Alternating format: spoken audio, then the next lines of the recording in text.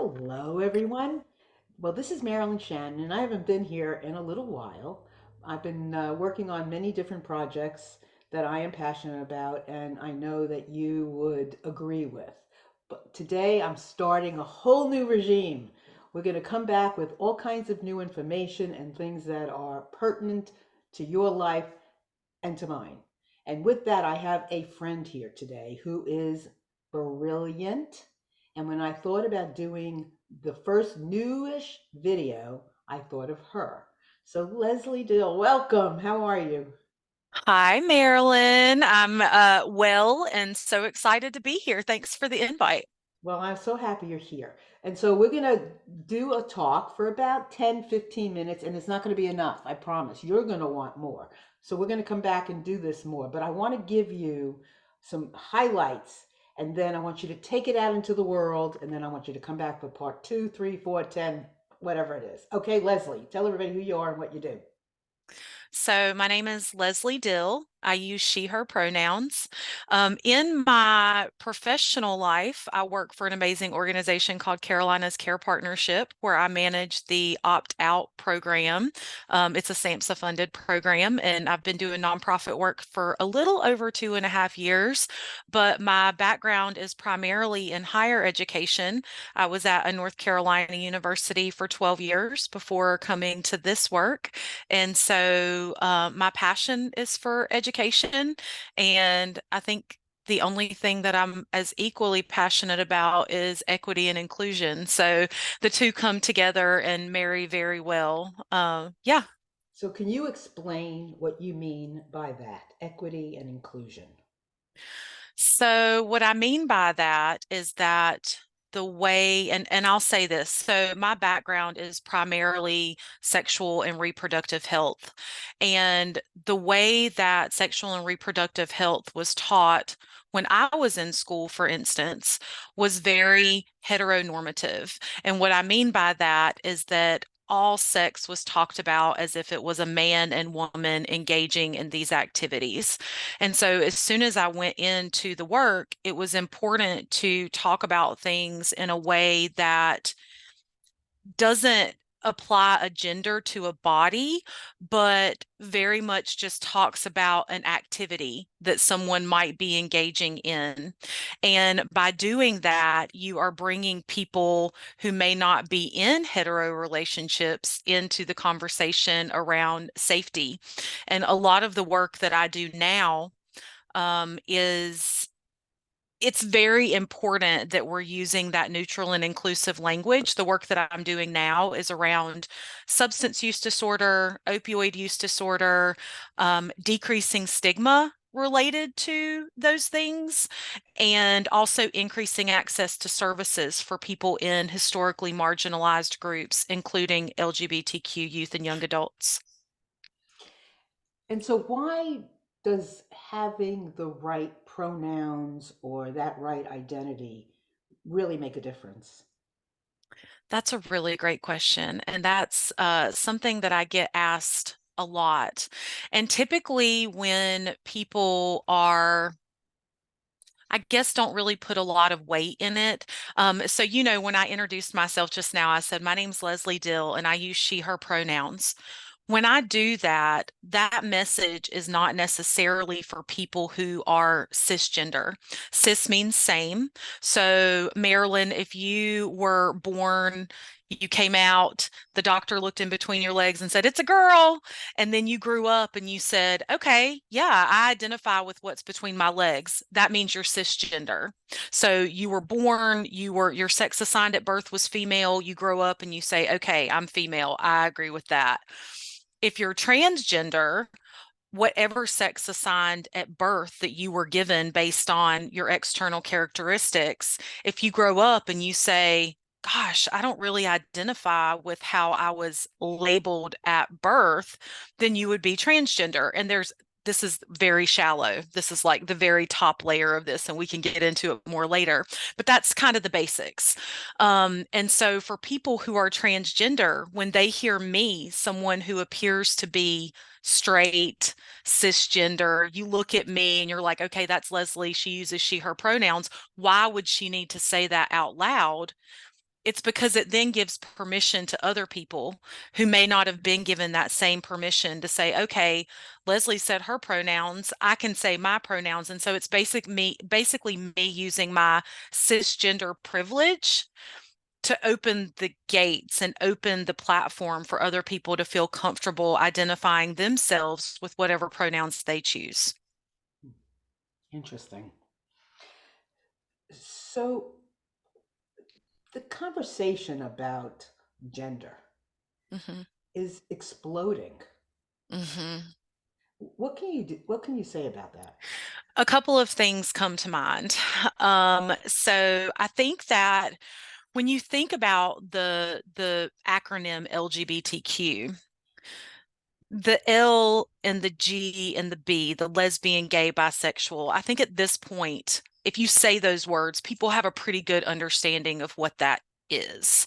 People get more confused and there's more questions around gender identities. So trans people, when it comes to, so I'm going to take it back even a little Okay. second further than that. From the time that we are very small kids, we're in this very binary world. It's this or that, it's left or right, it's black or white.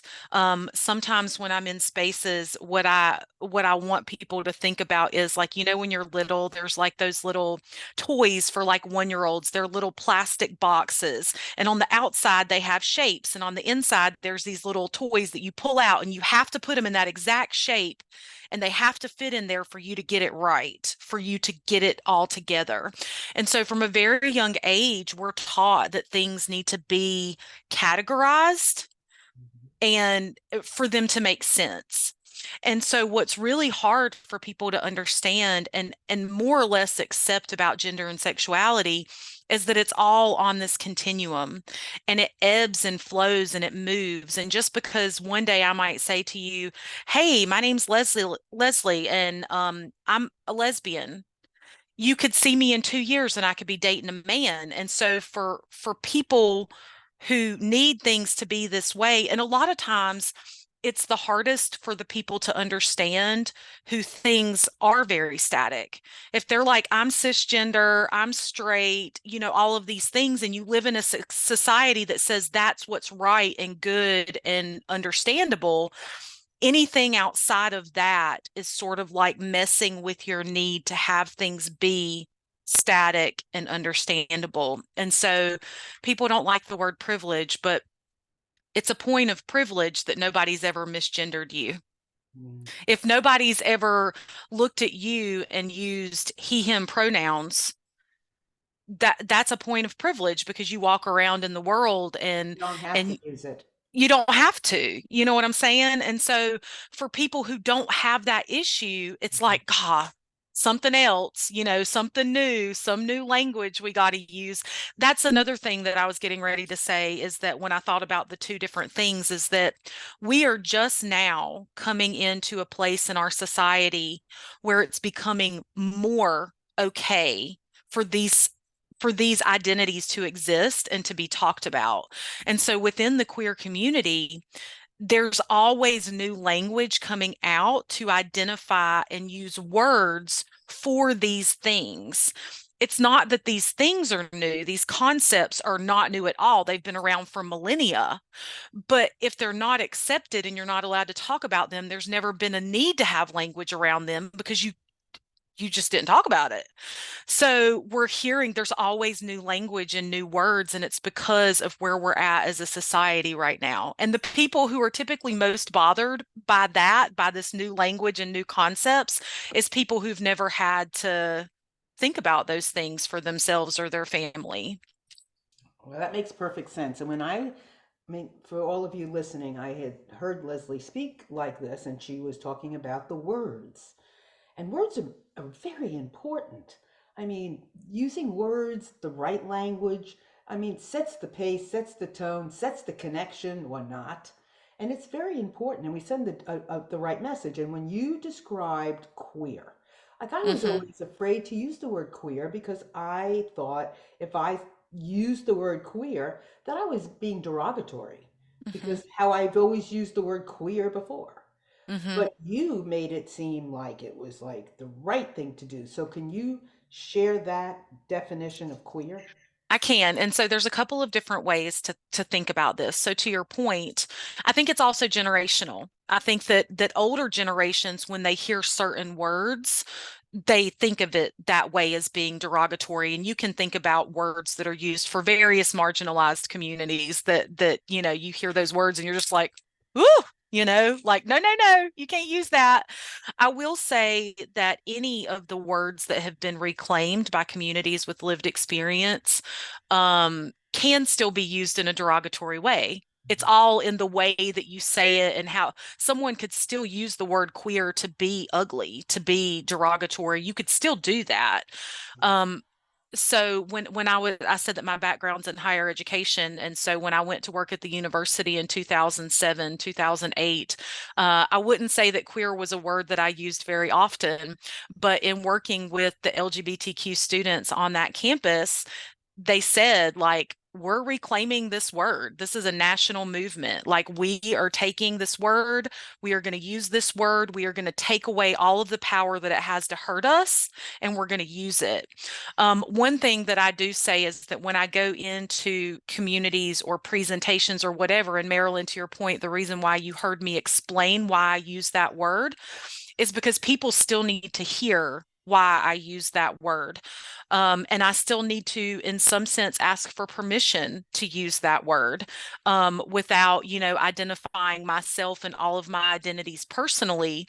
When I come into a space, I look straight, I look cisgender, I look all of these things. And so when you think about people with lived experience who have reclaimed this word, I, in some ways, still need to ask for permission to use that word. And oftentimes I do. The way that I explain using queer and why I use the word queer is sort of like this. So, hey, my name's Leslie and I'm a lesbian, right? I shake your hand and you're like, oh, okay, Leslie's a lesbian. I get to safely put her in the lesbian box and she's just going to stay there. And I get that. Like, I can comprehend that. If I come up to you and I say, hey, Marilyn, my name's Leslie, I'm queer, and you're immediately like, need more information, don't understand. And what that does is it gives the power back to that person to identify themselves however they want to in that moment. And it can be related to their sexual identity or sexual orientation, as you've also probably heard it called, or it could be in relationship to their gender identity or their gender expression, which are two totally separate concepts. And that'll probably have to be covered on another thing. But they're two totally different things. That how you identify with your own gender and who you're sexually attracted to are two very different things, but they're often lumped together. And I think that's just kind of from like a lack of knowing and comfort and all of those kinds of things. But that's why I use the word queer, because it's empowering for a lot of the queer communities to use that term. But I also recognize that it can still be used in a derogatory way, just like lots of words can that have historically been used to harm marginalized communities. So when you say you ask permission, so if Hmm. I'm talking to you or I'm Hmm. talking to someone, Hmm. so we don't freely use the word queer unless you ask. So I wouldn't say that regularly. I'm always very cognizant of the places that I'm at, the people that I'm speaking with. In my home, my family's very used to me using the word queer. If I'm talking to a colleague, I use the word queer. Most of the time where I ask for permission or feel like there needs to be sort of an attachment, sort of an explanation for that word is when I'm in community, when I'm out doing presentations, for instance, when we did the Prism event. I think it's important for me in those spaces when I'm doing presentations to say, this is why. And this is based on constructive feedback that I've received from presentations that I've done in the past, where somebody was like, you said queer. And I was just like, oh, like I couldn't focus on anything else because I've not heard people use it in that way. And so if I just take a minute or two at the beginning of a presentation or a community conversation just to notice that I'm using that word, and why I use that word, it just kind of frees it up and people are like, oh, okay. And I sort of, when I'm presenting, actually, I use LGBTQ plus and queer kind of interchangeably as I'm talking. But I think that I also appreciate when I use the word queer and somebody's like, why do you use that word? Like, why not use a different word or what have you? Because these conversations are important. Mhm. And it's important that we talk about these things so that people have a better understanding. And then that leads to learning and expansion. So, members of the LGBTQ plus community Mhm. want to be they feel they're queer. That is Um, where they identify. it's a personal choice. The I'm person. sure that all people who are within the LGBTQ plus community do not agree with the word queer. Okay. I'm sure that that's not the case for everyone. Queer is just kind of a blanket term that I use, and some people and other people who do education, because queer can mean identity, sexual attraction, or gender. And some people have, some combination of the two, and some people are just one or the other or whatever. So it's just kind of this like inclusive term to like look at all of those different things. But I absolutely don't think that all people who fall within the LGBTQ plus community identify with the word queer at all. Mhm. Um, yeah, no, absolutely not. Mm-mm. Okay, there's so much to talk I about. know. There's science, there's medical, there's history, there's a lot. But one of the main things, besides this conversation about queer, that I've gotten from Leslie today, and I would like to think you all heard this, but I'm going to, reiterate it a little bit, is change is hard. Change is hard. And we know, Mhm. and I'm a she, her. I'm married to a man, but change is hard. And so when we look at people who are making these outlandish changes, it's hard to comprehend. It's hard to understand. So if you find yourself in that place, what would you say people should do in order to make the change so that they know? Because I mean, I could be in my head and I could be like, are you kidding? LGBTQ? Ooh, what? But I don't want to be that person. I want to be open. I want to be loving. I want to be accepting. So what would you tell me from yesterday or from last week if I wasn't? I will tell you, just like I tell some of my other friends and family who don't have the same background that I do, if you changing the way that you say something could impact someone's life in a way of one thing that I've said, and this is more to the point, trans people who identify as trans are astronomically more likely to attempt suicide or complete suicide in their lifetime versus someone who's cisgender. This is not true because they are trans. It is true because of the way society treats them because they are trans. So, what I would say is if you think about it from the idea of me using this term or me introducing myself with pronouns in an open meeting could be the difference in someone's mental health that day. Their mental well being could be positively impacted just by you using affirming terms. Why, as one human to another, would we not just do that? I mean, it's not a lot of extra energy. I mean, yes, there's a learning curve, and hopefully by having these types of conversations, we're going to help with some of that learning. But I would absolutely say that you have the capacity. They say too, like if you walk past someone, look them in the eyes and smile at them and say hello. That could be the only hello and smile that they get all day. And for the people that identify within any marginalized community, just making them feel affirmed and seen and accepted can literally be the difference between life and death for some people. And we as humans should be looking out for each other. And it's that easy. Yes, it is. And it isn't going to go away no matter what people think. Mm-mm. It It's ain't going not. to get squished away. It isn't going to Mm-mm. disappear. We're not going to take that queer man Hmm. and make him straight. Ain't gonna happen. Not gonna take that queer lady or they and make them straight. Ain't gonna happen. It's gonna make it worse. So conversations like this are important, and I would like to reach out to all of you and say, please comment, share your thoughts, share your feelings. If you've been in situations before that have been uncomfortable, please share it. Ask questions of us. If you are a member of the LGBTQ community, I'd love to hear from you. I'm not afraid to share. We're not afraid to share. We must talk about this. So please leave us messages. Join our YouTube channel. And Leslie, any final words? Yeah, comment, leave your feedback. I'm always open to constructive criticism. And I would also say that if you have any ideas or if there were particular components or parts of the conversation that we just had that you want to delve deeper into, let your comments inform where we go from here, and we'll keep having the conversations. Yes. And then I know that Leslie, next Wednesday on the 29th of March, so this is Hmm. March of 2023, if you're listening to this and it's 24. But next week, if it's 23, Leslie's going to be doing a full presentation on uh, LGBTQ and word and communication and all of that stuff. Please write to me and I'll give you the information on how to come, and it's free. Hmm. All right. So, with that, everyone, thanks so much. Come back and visit us again because we're going to talk about all kinds of things. We're going to talk about this. We're going to talk about everything. Come back. We'll see you soon. Bye. Thank you, Leslie. Yeah, that was so fun.